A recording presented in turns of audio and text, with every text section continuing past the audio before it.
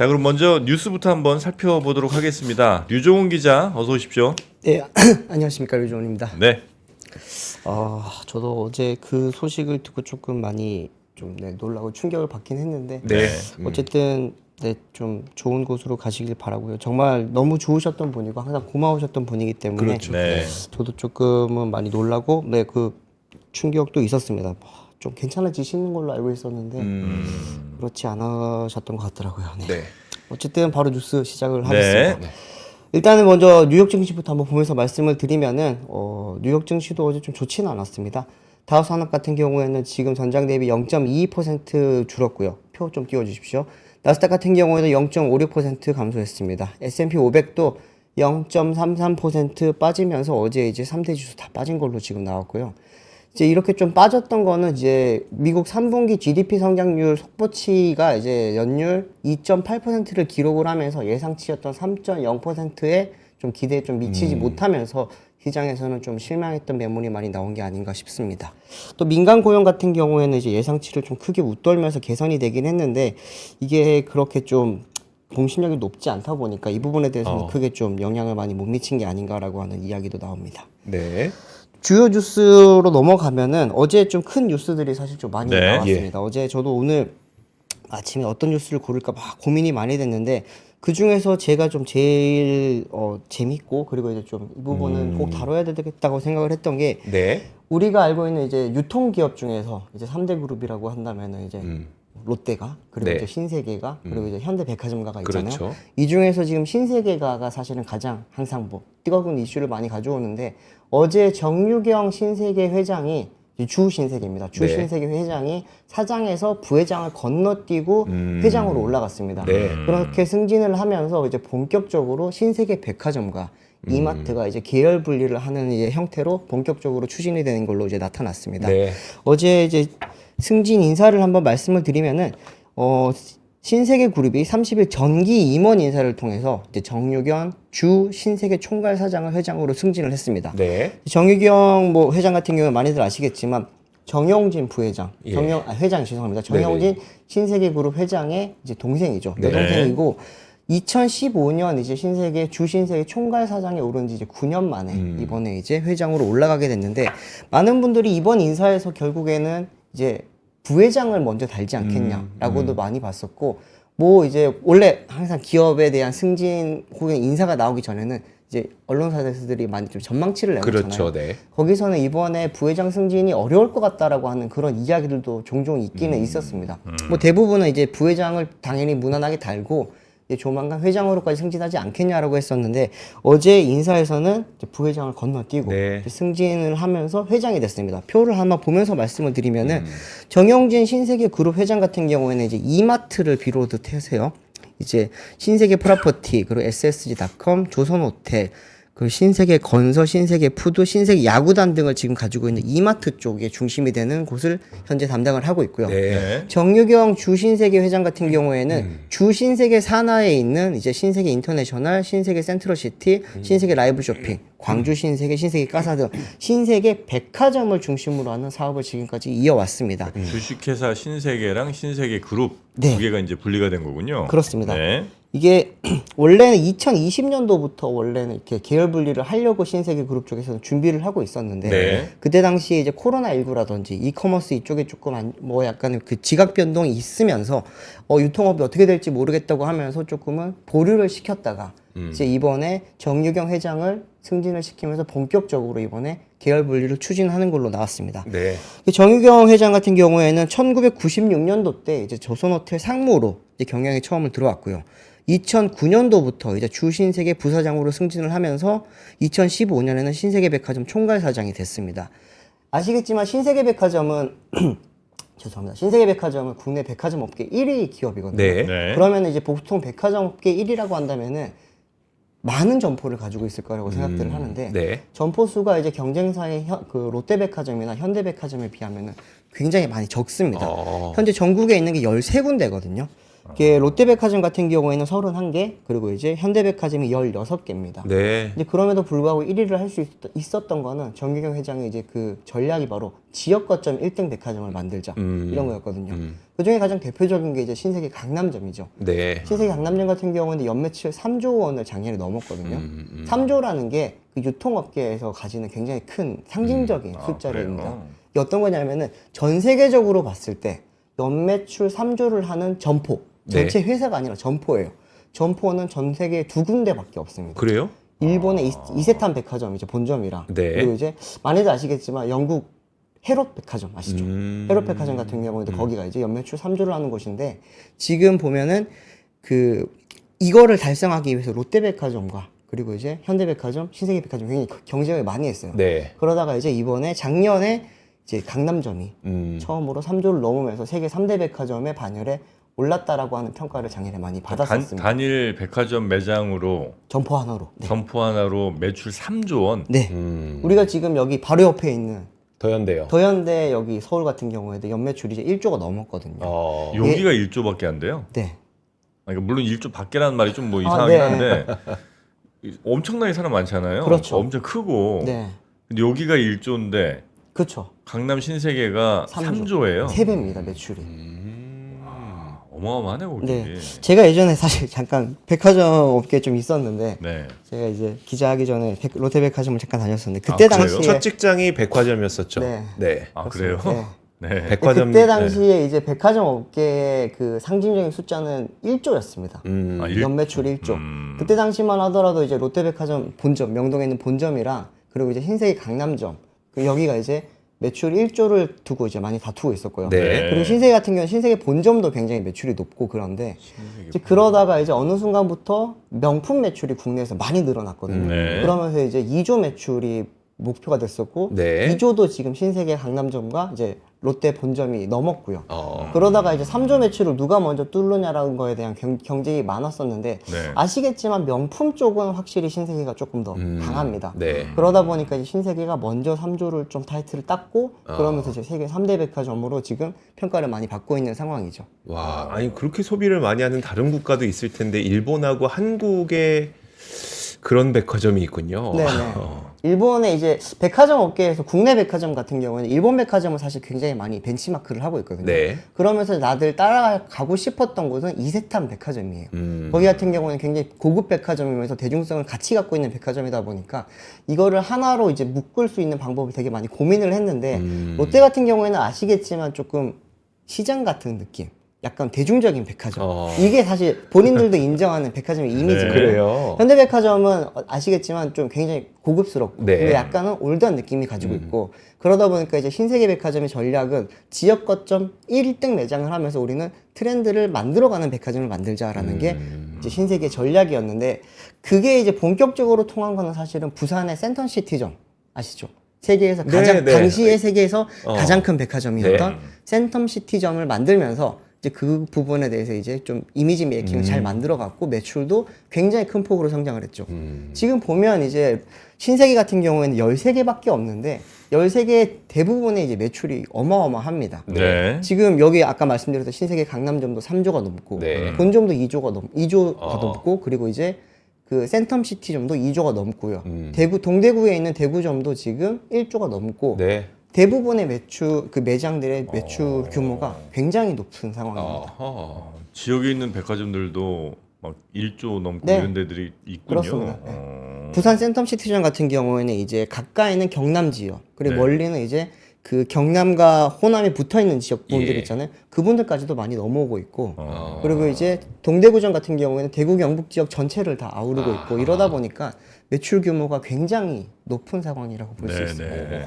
이번 정유경 회장이 이제 승진을 하면서 조금 재계 쪽에서 바라보는 거는 삼성가에서 누가 과연 3세 중에서 네. 가장 먼저 회장 자리에 오를 거냐라고 봤었는데 유력했던 곳은 사실은 CJ의 이미경 부회장이었고 네네. 그리고 이제 그 이부진 신라호텔 회장 대표이사 사장 같은 네. 경우에도 이제 빠르게 회장으로 올라갈 수 있지 않겠냐라고 봤었는데 정유경 회장 같은 경우는 기존에는 총괄 사장이었거든요. 네. 그러면서 이제 조금 늦지 않을까 싶었는데 신세계의 이제 그런 전략을 잘 경영을 잘 해왔다라는 점이 좀 인정을 받으면서 네. 가장 먼저 이번에 회장에 오르게 됐다고 보면 될 것 같습니다. 매출 규모도 진짜 크겠네요. 그러니까 그렇습니다. 뭐 얼마나 이익이 남는지는 잘 모르겠지만 여튼 3조짜리 매장이 하나 있고 네. 그다음에 뭐 전국적으로도 뭐 몇천억 2조, 이상은 다 할 1조, 네. 거고 그렇습니다. 뭐 꽤 매출이 많이 나오겠군요. 여기가. 자산 총액 기준도 굉장히 높아요. 아, 지금 그래요? 분리를 하잖아요. 네. 지금 신세계 그룹이 제게 11위거든요. 네.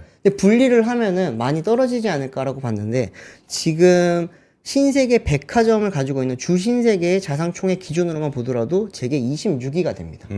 쿠팡이 지금 27위거든요. 네네. 쿠팡 앞에 있는 게 되고 유통 그룹 자체로 봤을 때도 거의 한 4번째, 5번째 정도 굉장히 높은 수준이라고 볼 수 있습니다. 근데 이게 만약에 이렇게 지금 아까 잠깐 표를 다시 좀 띄워주시면은 그 정용진 회장이 가지고 있는 이마트 쪽과 네. 정유경 회장이 가지고 있는 신세계 쪽이 이제 완벽하게 분리가 되기 위해서는 이명희 회장의 이제 지분이 조금은 이제 해결이 돼야 됩니다. 그 두 분의 엄마.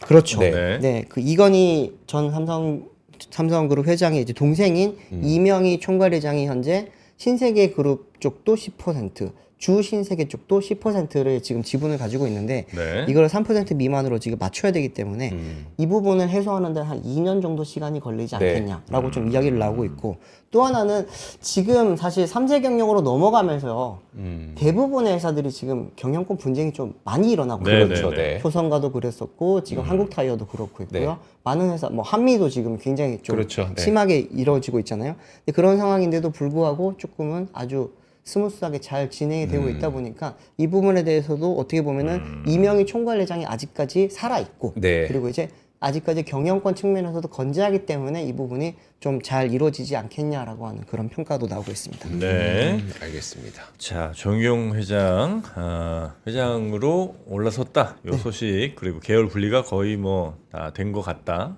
네, 물론 이제 그 엄마가 갖고 있는 그렇죠. 네, 그건 이제 좀 필요하겠지만 두 번째 뉴스도 한번 볼까요? 네. 두 번째 뉴스는 이제 어제 사실 그 정유경 회장 승진보다 더 많이 좀 이야기를 돌았던 거는 고려아연 이야기입니다. 유상증자를 2조 5천억 원 네. 했다고요. 맞습니다. 네. 이제 한다고죠? 한다고요? 한답니다. 네. 네, 지금 공시를 일단 올렸는데 어제 이제 긴급 이사회를 열었고요. 네. 여기서 나왔던 이야기가 약 2조 5천억 원 규모의 일반 공모 방식의 유상증자를 결정을 했습니다. 좀 내용을 말씀드리면은 신주 발행가액은 67만 원으로 이제 기준 주가죠 이제 95만 6,116원에서 30% 할인율을 적용을 했습니다. 네. 자금 조달 목적은 채무사간 2조 3천억 원, 그리고 이제 시설자금 1,350억 원, 그리고 타법인 증권 취득자금 658억 원 등인데 이번에 이제 유상증자를 하게 되면 어떻게 될지 그 지분율 변화가 조금 굉장히 궁금하시잖아요. 네. 현재로서는 이번에 이제 공개 매수 이후에 어떻게 보면 MBK와 영풍 측에서는 최은범 회장보다는 조금은 3% 정도 앞서가고 있는 상황이거든요. 네. 지분율이. 그런데 이번에 유상증자를 만약에 마무리를 하고 그리고 이제 약속했던 자사주 소각까지 이루어지고 난 다음에 지분율 변화를 한번 보시면은 네. 유시스에서 정리를 잘한 게 있어서 하나 표를 따봤습니다. 좀 띄워주시면 좋겠는데요.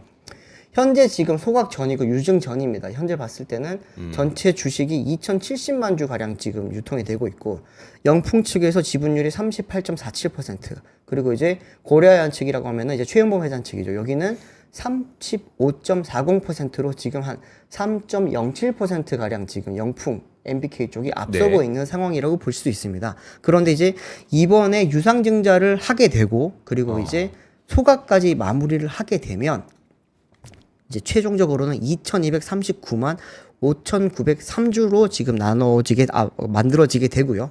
이때 당시가 되면 이제 어떻게 보면 유상증자를 하니까 지분율이 약간 희석되잖아요. 네. 그렇게 될 경우에는 지금 이제 영풍 측에서는 35.56% 그리고 이제 최은범 회장 쪽에서는 32.73%인데 이번 유상증자에는 우리사주 지금 우선 배정이 있습니다. 네. 그러다 보니까 여기서 이제 3.34%의 이제 그 우호 지분을 가질 수 있게 된다고 지금 보는 거고요. 이렇게 되면은 총 36%가 넘는 지금 지분율을 최은범 회장 쪽에서 가질 수 있게 될 거다라고 네. 하는 그런 계산이 나올 수 있습니다. 이렇게 되면은 지금 이제 현재로서는 영풍 MBK 쪽에서 조금 더 앞서고 있는 지분 경쟁에서 앞서고 있는 상황인데 만약에 유상증자도 성공을 하게 되고 네. 자사주 소각까지 마무리를 하게 되면은 최 회장 쪽이 조금 더 앞서가게 되지 않겠냐라고 하는 게 지금 나오고 있는 이야기입니다. 근데 여기까지는 지금 뭐 현재 나온 그런 팩트적인 이야기인데 네. 평가적인 부분에서는 조금 많이 갈리고 있습니다. 그러니까 그 채무 상환이 무슨 빚을 갚기 위해서냐가 핵심일 수 있습니까? 그렇습니다. 지금 이제 이번 유상증자 규모 자체가 2조 5천억 원이라고 하는 숫자 네. 자체가 굉장히 좀 낯이 있거든요. 어떻게 되는 거냐면은 고려아이언이 이번에 그 자사주 매입을 위해서 어떻게 쉽게 말하면 대출을 많이 네, 받았잖아요. 네. 돈을 많이 빌렸는데 이걸 지금 갚아야 될 거 아닙니까? 예. 여기 지금 갚을 돈을 유상증자를 통해서 융통을 하겠다라고 하는 그런 의미와도 지금 같은 상황입니다. 네. 지금 실제로 지금 고려아이언이 이번에 차입금이 2조 6,545억 원이고요. 이 중에서 실제 지금 공개 매수에 사용한 자금은 1조 8,156억 원입니다. 예. 그렇게 되면 이제 이 부분을 이제까지 포함을 해서 다 갚을 때 지금 이번에 유상증자를 통해서 융통한 자금을 사용을 하겠다라고 하는 그런 이야기입니다. 이러다 보니까 지금 이제 거버넌스 쪽이라든지 아니면은 뭐 재계 쪽에서도 여러 가지 비판이 나오는 게 네. 최은범 회장 본인의 그러면은 경영권을 지키기 위해서 그러니까요. 회사 돈을 사용을 했는데 그 사용한 회사 돈과 거기에 대한 이자 자체를 그러면은 일반 투자자들로부터 그렇죠. 돈을 받아서 융통을 하는 것 자체가 거버넌스적으로 이게 맞는 이야기냐라고 하는 그런 비판이 나오고 이러다 보니까 기존에는 지금 영풍 MBK 쪽에서 뭐 어떻게 보면 거버넌스뿐만이 아니라 도덕적인 부분에서도 굉장히 많이 지탄을 받았고 네. 우려스러운 부분이 많았거든요.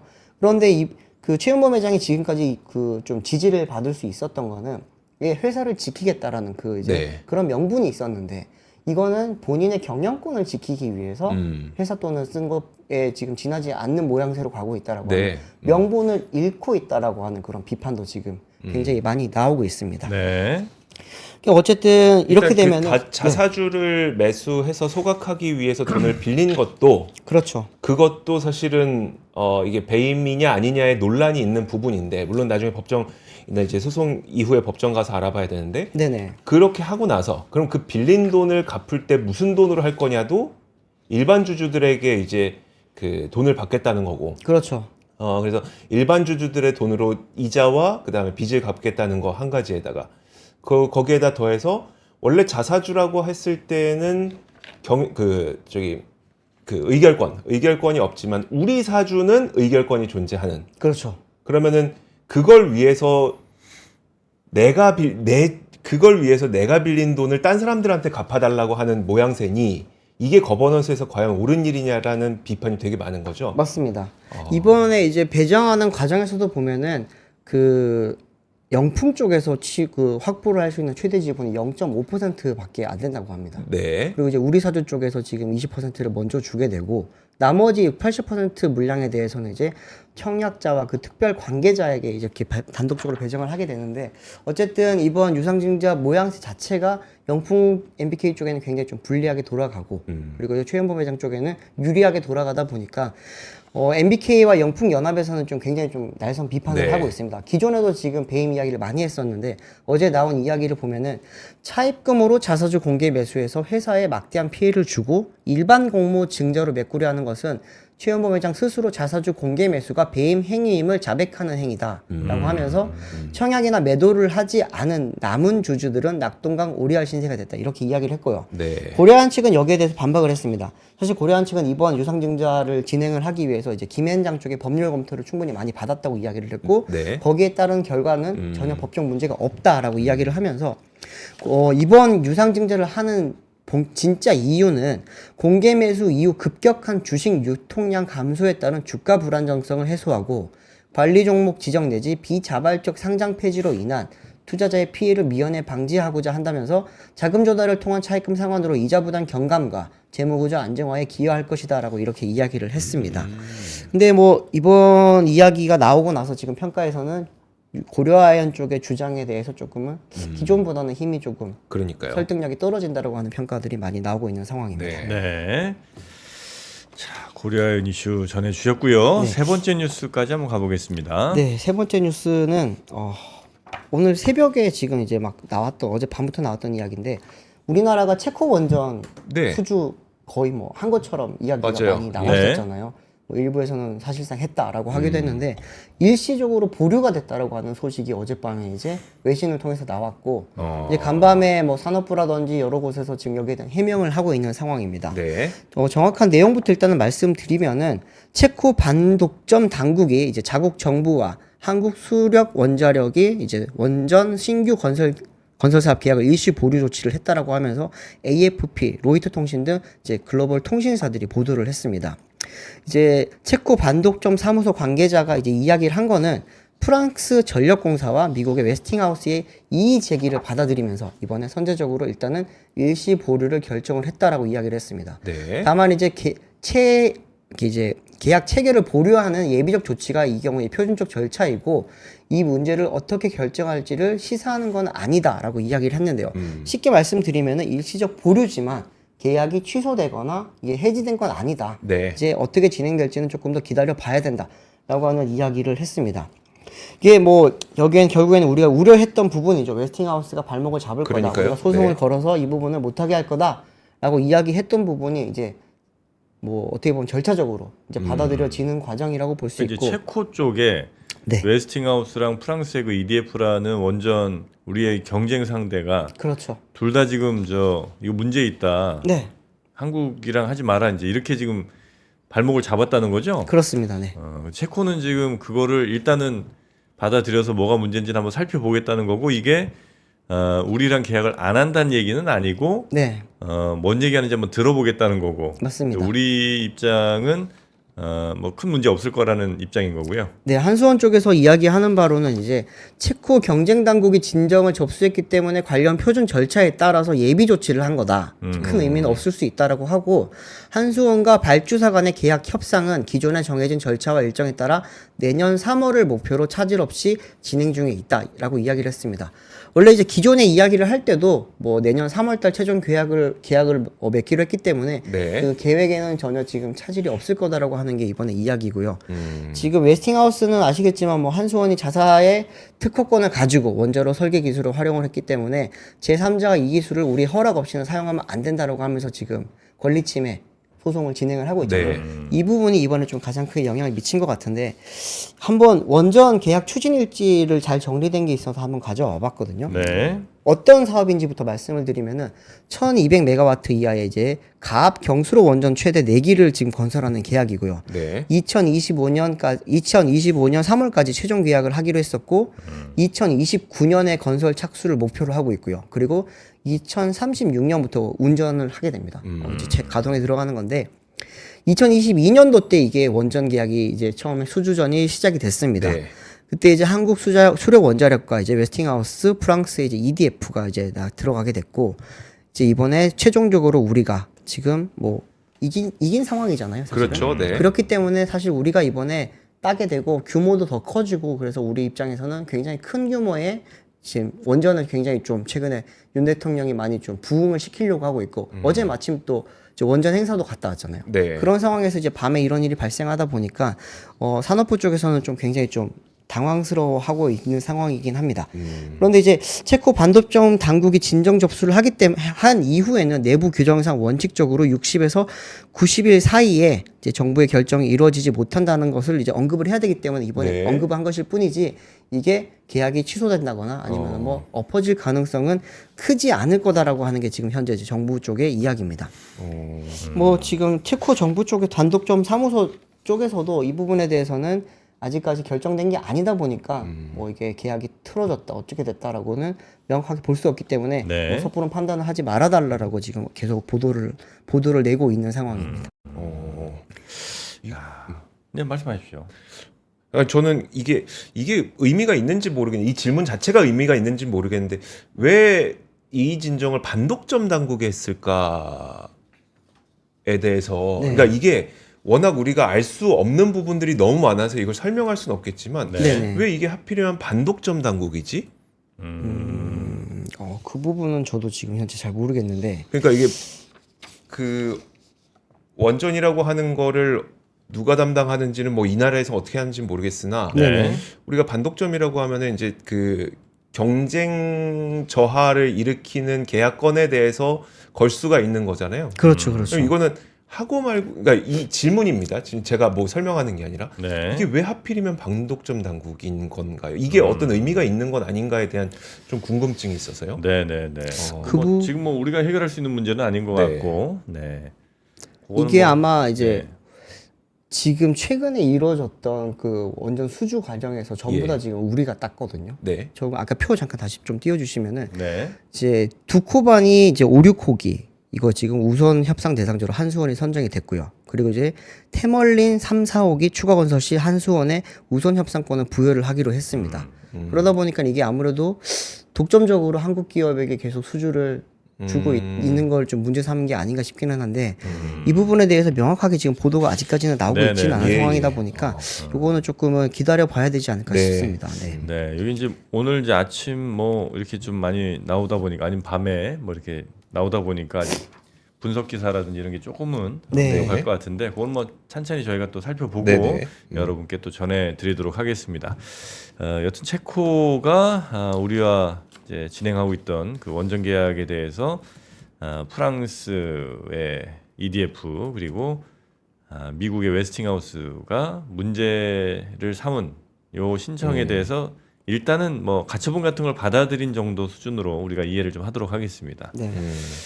자 그리고 오늘 뉴스를 요 정도로 좀 마무리를 하고요. 네네. 네, 우리 류종훈 기자 고생 많으셨고 내일은 아니지만 네, 또 다음 주 잘 부탁드리도록 하겠습니다. 알겠습니다. 고맙습니다. 네, 감사합니다. 삶의 격을 높이는 9가지 지혜를 함께 나눕니다. 위즈덤 칼리지 시즌 2 영상 아래 링크를 클릭하시면 자세한 내용을 확인하실 수 있습니다.